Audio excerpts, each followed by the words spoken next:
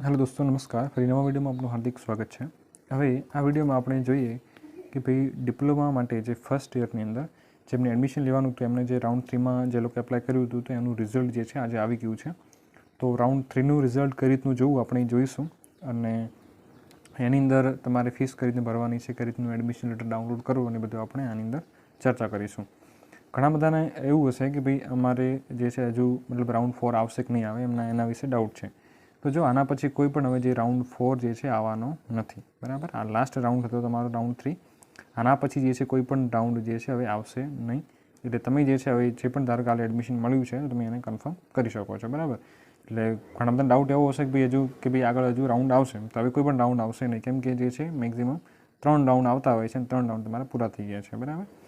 તો હવે આના પછી કોઈ પણ રાઉન્ડ રહેશે નહીં, બરાબર છે। એની તમને ખાસ ખબર રાખવાની।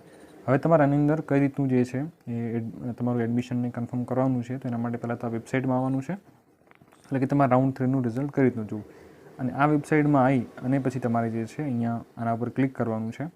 જેવું એના ઉપર ક્લિક કરશો એટલે તમારા સામે ફરી આ ટાઈપનું આવશે। તો આની અંદર તમારી યુઝર આઈડી પાસવર્ડ નાખી કેપ્ચા નાખી અને સાઇન ઇન પર ક્લિક કરી દેવાનું।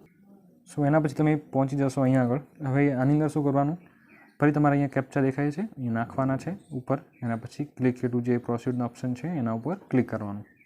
એના પછી તમારે આ ટાઈપનું ફરી પાછું આવશે। તો આની અંદર શું કરવાનું છે, ફરી પાછું અહીંયા ઓપ્શન છે સીટ અલોટમેન્ટ રિઝલ્ટ, તો એના પર ક્લિક કરવાનું છે। ફરી પાછું આ ટાઈપનું આવશે। ફરી પાછી તમારે જે છે સીટ અલોટમેન્ટ રિઝલ્ટ ઉપર ક્લિક કરવાનું છે। હવે જેવું એના ઉપર ક્લિક કરશો એટલે હવે તમને ખબર પડશે કે તમને કઈ કોલેજમાં એડમિશન મળ્યું, બરાબર।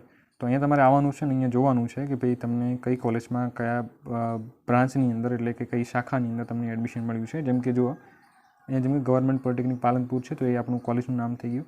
એના પછી અહીંયા પ્રોગ્રામ નેમ એટલે કે તમને કઈ શાખામાં એટલે કઈ બ્રાન્ચની અંદર મળ્યું છે, જેમ કે electrical, mechanical, computer, IT, ICT ઘણું બધું હોઈ શકે છે। તો તમારે જોઈ લેવાનું કે તમે જે પણ એપ્લાય કર્યું હતું એમાંથી તમને શેમાં મળ્યું છે, કઈ કોલેજમાં મળ્યું છે, બરાબર છે। તમારો ચોઈસ નંબર કયો હતો એ પણ તમને અહીંયા જોવા મળશે અને આ રાઉન્ડ 3 હતો એનું પણ તમને અહીંયા જોવા મળે છે। તો જે તમને આ એડમિશન મળ્યું છે એને તમારે કન્ફર્મ કરવાનું છે ફીસ ભરીને। આની લાસ્ટ ડેટ શું રહેશે ફીસ ભરીને કન્ફર્મ કરવાની, તો આની લાસ્ટ ડેટ છે 2/9 છે। 2 સપ્ટેમ્બર સુધીમાં તમે આની જે છે કન્ફર્મ કરી શકો છો, એના પછી તમે આને કન્ફર્મ નહીં કરી શકો। લાસ્ટ ડેટ છે એ 2/9 છે, એના પછી તમે આને જે છે કન્ફર્મ કરી શકશો નહીં, બરાબર। હવે આની અંદર તમારે જે પણ એડમિશન મળ્યું છે ધારો કે જો તમને રાઉન્ડ 1 અથવા 2માં મળેલું હતું અને જો તમને રાઉન્ડ 3માં પણ કોઈ બીજી કોલેજમાં મળ્યું છે ગવર્મેન્ટ કોલેજની અંદર જ, તો તમારે આની જે છે એમાં અલગથી ફીસ ભરવાનો ઓપ્શન નહીં આવે। ત્યાં તમારે સીધું જે છે અક્સેપ્ટનો ઓપ્શન આવશે। તો સિમ્પલ તમારે એમાં નીચે જે છે અહીંયા અક્સેપ્ટ ને ડિક્લાઇન 2 હશે। તો જો તમારે એડમિશનને મતલબ કન્ફર્મ કરવું છે તમારે સિમ્પલ અક્સેપ્ટ બટન પર ક્લિક કરી દેવાનું, તમારું એડમિશન લેટર ડાઉનલોડ થઈ જશે, બરાબર છે। જેમને ધારો કે આગળ એડમિશન મળ્યું છે એમને ફીસ ભરેલી છે એમની વાત કરું છું, બરાબર છે। એમને અલગથી ફીસ ભરવાની મતલબ નથી, કેમ કે એમને આગળ 500 રૂપિયા ભરેલા છે, તો હવે એમને રાઉન્ડ 3માં પણ જો એડમિશન મળ્યું છે એમાં તમારે અલગથી એડમિશન માટે 500 રૂપિયા ભરવાના આવતા નથી। એમને સિમ્પલ અક્સેપ્ટનું ઓપ્શન આવશે, એના પર ક્લિક કરીને એમનું એડમિશન લેટર ડાઉનલોડ એ લોકો કરી શકે છે, બરાબર।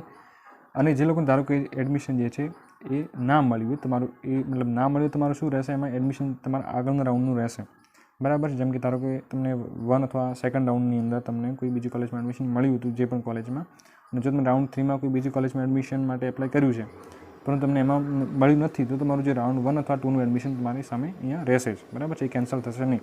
જો તમને રાઉન્ડ 3માં મળી ગયું તો તમારું રાઉન્ડ 1 અથવા 2નું એડમિશન કેન્સલ થઈ ગયું છે। હવે તમે એની જે છે રિટર્ન લાવી શકતા નથી। પછી ધારો કે તમે આમાં ફીસ ભરો કે ના ભરો તો પણ તમારું રાઉન્ડ 1 અથવા 2નું એડમિશન પાછું આવે નહીં।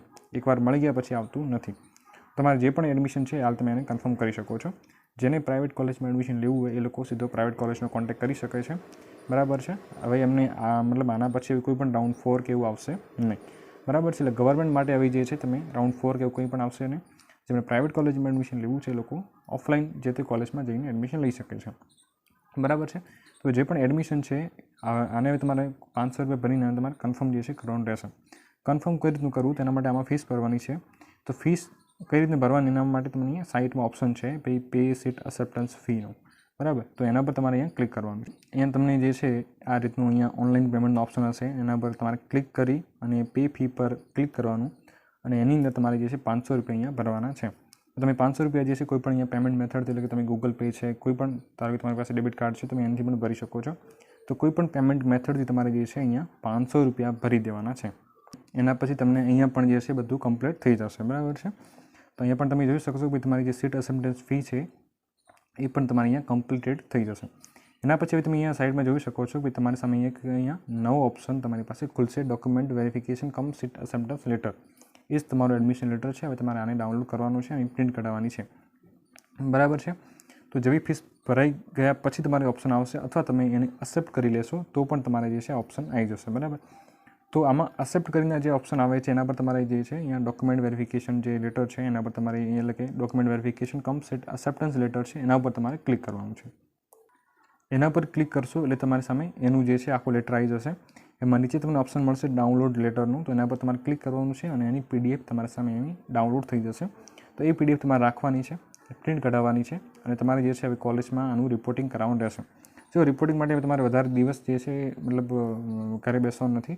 તમારે સિમ્પલ જે છે આમાં 2-3 દિવસ પછી તમારે કોલેજમાં જઈ અને તમારે જે છે આનું રિપોર્ટિંગ કરી દેવાનું, બરાબર છે. રિપોર્ટિંગમાં શું લઈ જવાનું સાથે, પછી આ એડમિશન લેટર તમારે લઈ જવાનું છે, સાથે તમારી જે આ ફોર્મની પ્રિન્ટ આખી, અને સાથે તમે જેટલા પણ ડોક્યુમેન્ટ્સ આમાં અપલોડ કર્યા હતા એ બધા તમારે ડોક્યુમેન્ટ લઈ જવાના છે. તમે 2 થી 3 દિવસની અંદર જે છે તમે આ રિપોર્ટિંગ કરી શકો છો, બરાબર છે. આમાં કંઈ એવી લાસ્ટ ડેટ નથી, પરંતુ તમારી કોલેજ ચાલુ થઈ ગયેલી છે, તમારે જલ્દીથી હવે જઈને રિપોર્ટિંગ કરી દેવાનું છે. તો આ રીતની ફીસ ભરવાની છે, આ મતલબ રિઝલ્ટ જોઈને, અને તમારે રિપોર્ટિંગ પણ હવે જલ્દીથી કરાવી દેવાનું છે, બરાબર છે. આના પછી કોઈ પણ રાઉન્ડ 4 કે એવું આવશે નહીં. તો આઈ હોપ કે તમને જે રાઉન્ડ 3માં મતલબ રિઝલ્ટ છે એનું કઈ રીતનું જોવું, બરાબર, અને કઈ રીતનું કન્ફર્મ કરવું અને કઈ રીતનું એડમિશન લેટર ડાઉનલોડ કરવું તમને ખબર પડી હશે. કંઈ પણ પ્રોબ્લેમ હોય તમે કમેન્ટમાં રજૂ કરી શકો છો, બરાબર છે. હવે તમારું આગળનું જે છે, ધારો કે કોઈ મતલબ રાઉન્ડનું તમારું જે એડમિશન છે હવે રિટર્ન આવી શકે નહીં. તમને જે પણ રાઉન્ડ 3માં મળ્યું છે એને તમે જે ફીસ ભરીને કન્ફર્મ કરી શકો છો. નહીં ભરો તો તમારું ઓટોમેટિક કેન્સલ જે છે થઈ જશે. આની જે લાસ્ટ ડેટ છે આમાં ફીસ ભરવાની એ 2 તારીખ છે. 2/9 સુધીમાં તમે જે છે આની અંદર ફીસ ભરીને તમે કન્ફર્મ કરી શકો છો. એના પછી તમે આને કન્ફર્મ કરી શકશો નહીં. એટલે ખાસ તમને જે પણ એડમિશન મળ્યું છે તમારે કન્ફર્મ જો કરવું છે તો તમે એમાં જલ્દીથી ફીસ ભરી દો અને એડમિશન લેટર જે છે ડાઉનલોડ કરી દેજો, બરાબર છે. અને પછી જલ્દીથી જઈ અને કોલેજમાં તમારે એનું રિપોર્ટિંગ કરાવી દેવાનું રહેશે, બરાબર છે. તો આઈ હોપ કે તમને જે આ વિડીયો સરસ લાગ્યો હશે અને તમને ખબર પડી હશે. હવે તમારી કોલેજ પણ ચાલુ થઈ ગયેલી છે, તો તમારે જલ્દીથી જવાનું છે અને પછી રેગ્યુલર જે છે તમારું સ્ટડી પણ ચાલુ થઈ જશે, બરાબર.